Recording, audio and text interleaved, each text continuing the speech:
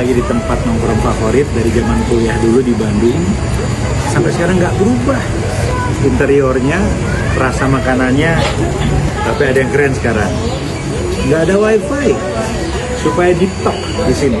Tapi ada yang lebih keren lagi. Kita lihat keluar.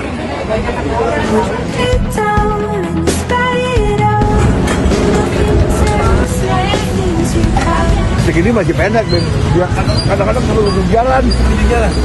Jadi ini Om Sony yang punya toko ini sahabat dari zaman kuliah. Ini udah berapa lama Om?